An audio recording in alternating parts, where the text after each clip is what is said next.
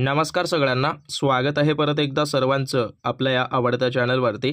तर DMER DHS किंवा महानगरपालिका असो, त्यासोबत महाराष्ट्रातल्या इतर कुठल्याही सरळ सेवेमध्ये जर तुम्ही स्टाफ नर्स या पदासाठी तयारी वगैरे करत असाल, तर इथून होणाऱ्या ज्या काही परीक्षा आहेत त्या MPSC मार्फत होणार आहेत.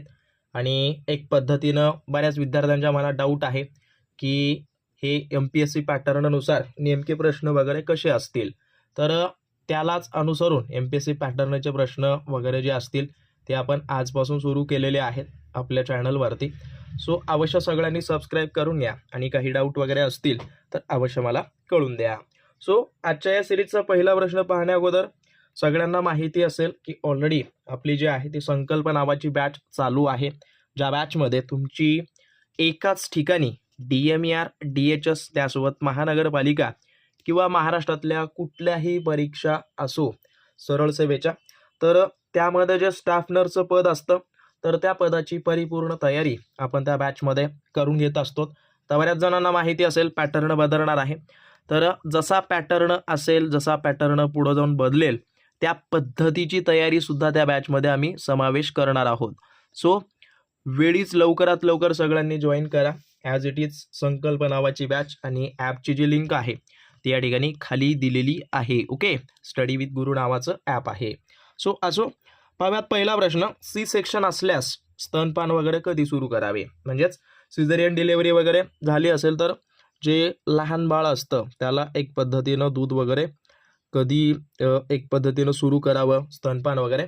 तर ज्या वेळेला सी सेक्शन होतं तर तशा स्थितीमध्ये जवळपास प्रसूती झाल्यानंतर 4 तासामध्ये ते स्तनपान वगैरे सुरू केलं जातं. ओके, थोडंसं लिहून घ्या. आणि ज्या वेळेला नॉर्मल वगैरे होते तर अशा वेळेला तेही इथं ॲड करतो. ज्या वेळेला नैसर्गिक ओके होते तर जवळपास 30 मिनिटे ओके 30 मिनिटे पासून ते 1 तासच्या आतमध्ये हे स्तनपान दिलं जातं. परंतु सी सेक्शन ज्या वेळेला करतात त्यावेळेला 4 तासाच्या आत हे या ठिकाणी सुरू केलं जातं. ओके, सो थोडंसं लक्षात ठेवा.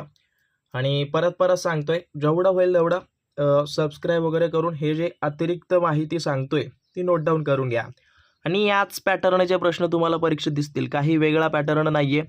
ओके, काही वेगळा पॅटर्न नसणार. ओके, परत सांगतोय, त्याच्यासाठी कुठली वेगळी बॅच, कुठलं परत अनेक असे मोठे जास्तीचे पैसे देऊन कुठलीही बॅच वगैरे जॉईन नका करत बसू.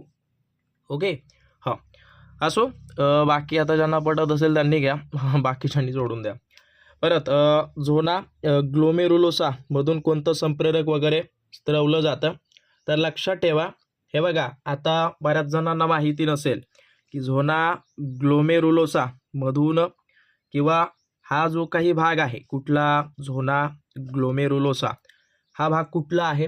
तर लक्षात ठेवा, एक पद्धतीनं जी काही तुमची ॲड्रिनल ग्लँड असते, ओके, ॲड्रिनल ग्रंथी कुठं असते, ही असते किडनीच्या वर. ओके, तर या ॲड्रिनल ग्रंथीचे वेगवेगळे थर आहेत, 3 थर असतात. ओके, तिला संकल्प या बॅच बद्दल माहिती दिलेली होती. तर त्या संकल्प बॅच मध्ये ऍप वगैरे डाउनलोड करून घ्या. ऍपची जी काही लिंक आहे ती खाली दिलेली आहे, अथवा प्ले स्टोअरला जाऊन स्टडी विथ गुरु नावाचा ऍप सर्च केलात तर तुम्हाला त्या ठिकाणी जे आहे ते मिळून जाईल. ओके, सो आता या बॅच मध्ये जॉईन केल्यानंतर बऱ्याच विद्यार्थ्यांचं म्हणणं आहे की MPSC पॅटर्न लागू होणार आहे.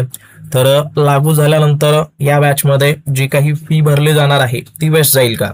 तर याचं उत्तर आहे नाही. कारण का, MPSCचा जो काही पॅटर्न आहे तो तुमचा एक पद्धतीनं एक 95% तर असंच समजून चला की तो जो पॅटर्न असेल तो तुमच्या सरळ सेवेचाच पॅटर्न असेल. जर त्या पॅटर्नमध्ये काही बदल झाला असेल तर त्या पॅटर्ननुसार या बॅचमध्ये तुम्हाला सर्व स्टडी मटेरियल त्या ठिकाणी मी उपलब्ध करून देईल. ओके, सो आता या बॅचमध्ये नेमकं काय काय वाढलेलं आहे किंवा याच्यामध्ये जे स्टडी मटेरियल आहे त्याच्यामध्ये काय काय या ठिकाणी समावेश करण्यात आलेला आहे.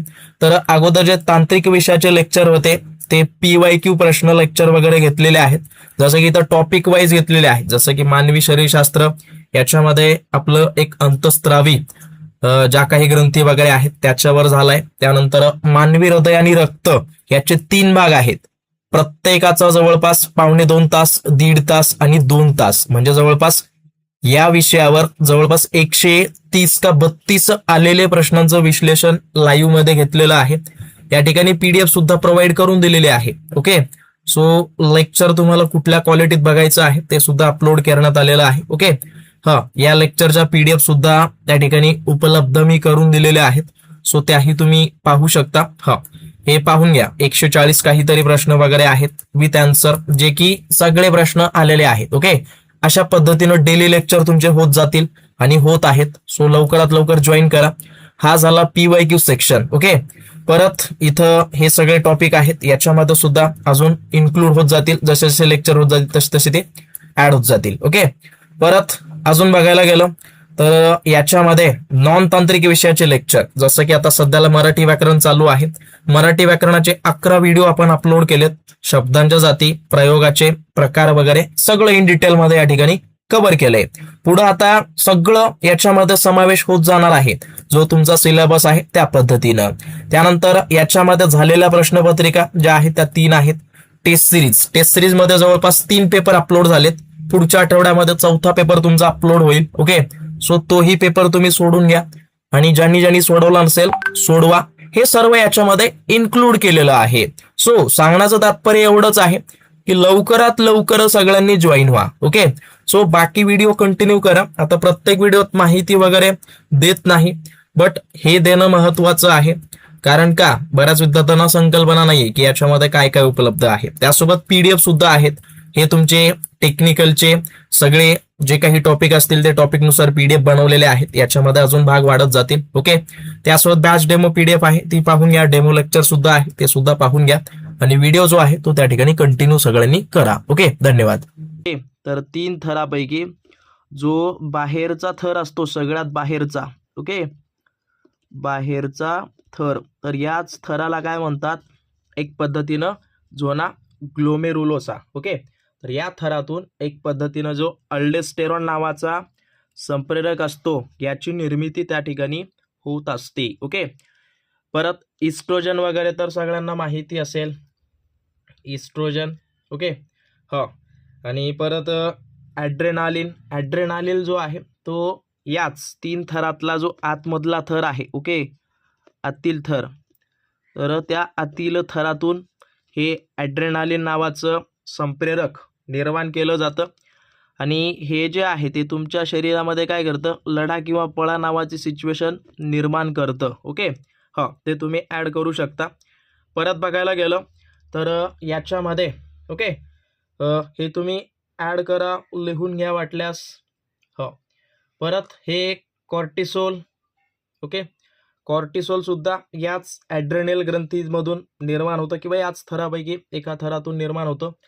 बाकी इस्ट्रोजन वगैरे जे आहे, ओके, हे स्पेशली करून जे अंडाशय किंवा ओव्हरीज जे असतात ना, तर त्यातून ते निर्माण वगैरे होतात. तर हे थोडंसं लिहून घ्या आणि नोट डाऊन वगैरे करून घ्या. आणि काही डाऊट वगैरे असतील तर अवश्य मला कळून देत जा. ओके, कारण का ही सगळी माहिती कुठं ना कुठं काही डाऊट वगैरे निर्माण होत असेल तर अवश्य मला कमेंटमध्ये करून द्या. आणि जर माझ्याकडून कुठलं चुकीची माहिती प्रोव्हाइड झाली तर मी पिन वगैरे करून ठेवेन. ओके, आपल्याला काही गडबड वगैरे करायची नाही आहे, व्यवस्थित स्टडी करायची आहे. तर हाडाचा जो भाग सांधा तयार करण्यास मदत करतो त्याला काय म्हणतात, तर हाडाचा असा एक भाग असतो जो की सांधा तयार करतो, त्याला म्हणतात ऑर्टिक्युलेटिंग सरफेस. ओके, ऑर्टिक्युलेटिंग सरफेस वगैरे त्याला म्हणतात. ऑप्शन नंबर ए आपलं जे उत्तर आहे ते बरोबर आहे. ओके, आता बघायला गेलं तर भाग असतो ना, ओके, हाडाच्या टोकावरचा, हे लक्षात ठेवा.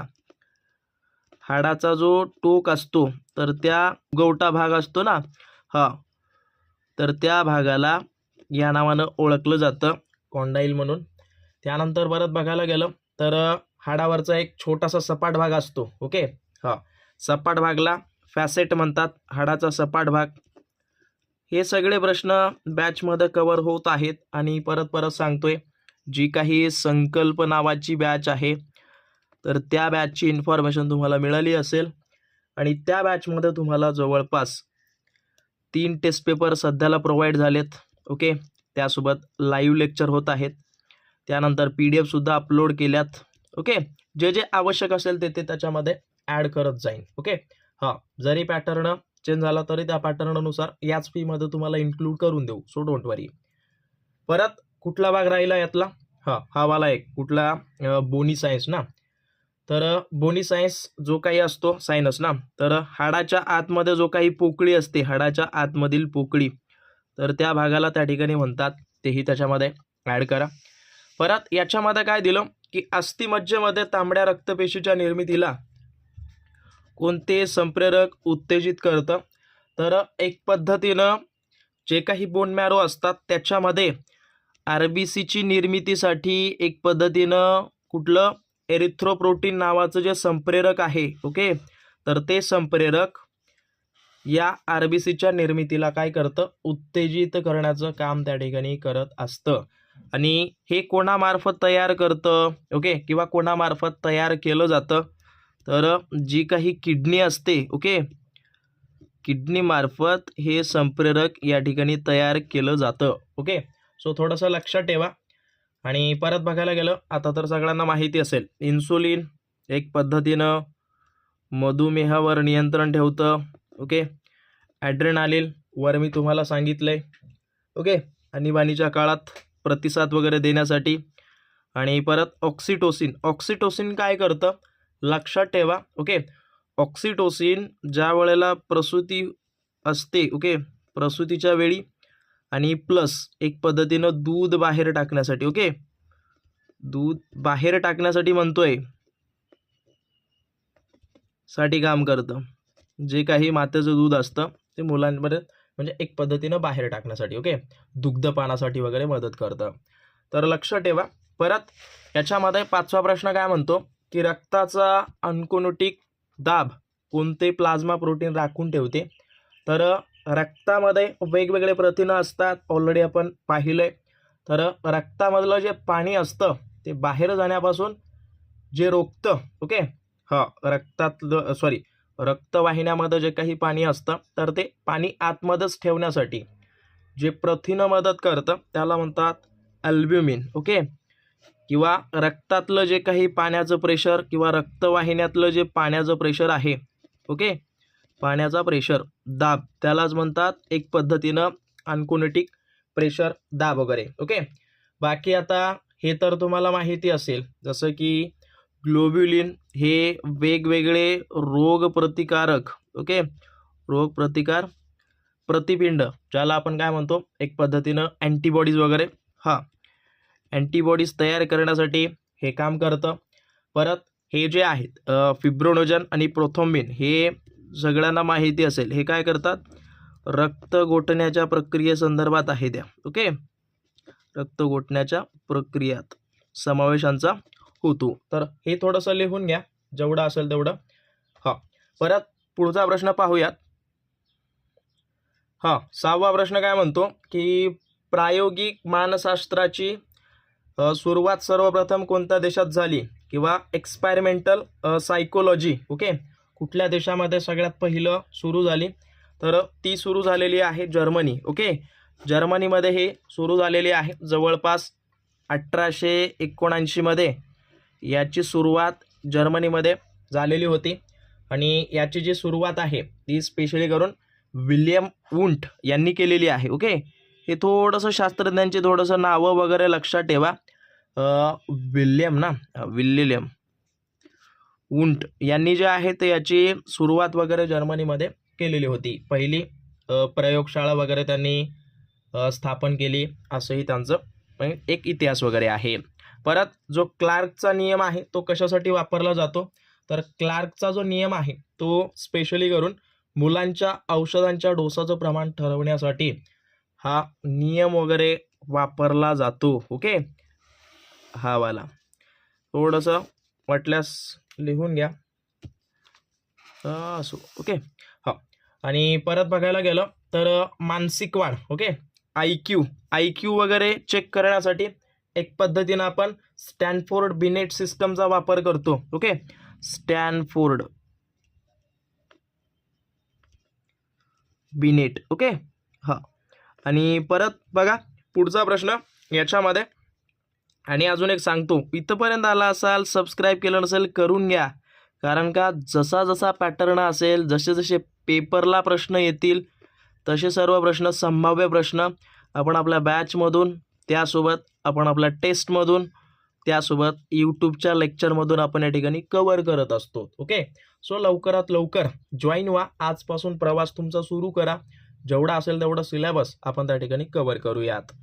हां, तर 8वा प्रश्न काय म्हणतो की 1 ते 6 वर्ष वयोगटातील मुलांना विटॅमिन ए ची पूरक मात्रा दर डॅश महिन्यांनी वगैरे दिली जाते.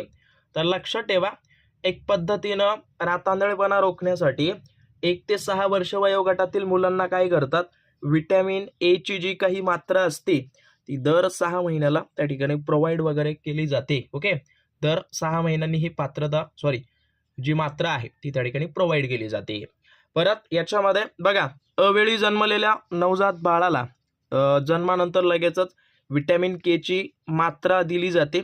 किती मात्रा वगैरे, म्हणजेच एक पद्धतीनं प्री टर्म, ज्याला आपण मुदतपूर्व म्हणतो. ओके, मुदतपूर्व ज्या मुलांचा जन्म होतो, तर अशा मुलांना एक पद्धतीनं जन्मल्यानंतर लगेचच जवळपास बघायला गेलं तर किती 0.5 mg एवढा जो आहे तो डोस त्या ठिकाणी त्यांना दिला जातो. आणि पूर्ण दिवस जर असेल, ओके, म्हणजे जन्मानंतर 24 तास जर झाले असतील तर त्याला एक पद्धतीनं 1 मिलीग्राम, ओके, हे 24 तास म्हणजे एका दिवसाच्या बाळासाठी हे त्या ठिकाणी दिलं जातं. तर हे थोडंसं लक्षात ठेवा. बाकी शेवटचा प्रश्न तुमच्यासाठी आहे, सगळ्यांनी कमेंट करून द्या, आणि जर काही कुठं चुकीचं वाटत असेल नक्की मला कमेंटद्वारे कळून द्या, मी पिन करून ठेवेन. ओके, सो डोंट वरी. आणि अजून एकदा सांगतो शेवटी, जेवढं होईल तेवढं लवकरात लवकर या बॅचमध्ये प्रवेश घ्या. ओके, हे एवढं आवर्जून सांगण्याचं कारण का, या एकाच बॅचमध्ये तुमची DMAR, DHS, महानगरपालिका, त्यासोबत महाराष्ट्रातली कुठलीही सरळ सेवा असो, ओके, तर अशा सर्व परीक्षेची तयारी या एकाच बॅचमधून तुमची करून घेतली जात आहे. ओके, त्यामुळं लवकरात लवकर जॉईन व्हा. लाईव्ह वगैरे आपले होत असतात. ओके, लाईव्ह लेक्चर चालू झालेले आहेत दररोज 10 पासून, सकाळी वगैरे 10 पासून 12 पर्यंत चालतात. ओके, अगदी टॉपिक वाईज जे प्रश्न वगैरे परीक्षेला रिपीट आलेले, येणारे, असे सर्व प्रश्न त्या ठिकाणी आमची टीम तुम्हाला प्रोव्हाइड करत असते. सो बाकी तुम्हाला भेटतो पुढच्या भागात. सबस्क्राईब केलं नसेल करून घ्या. बाकी धन्यवाद.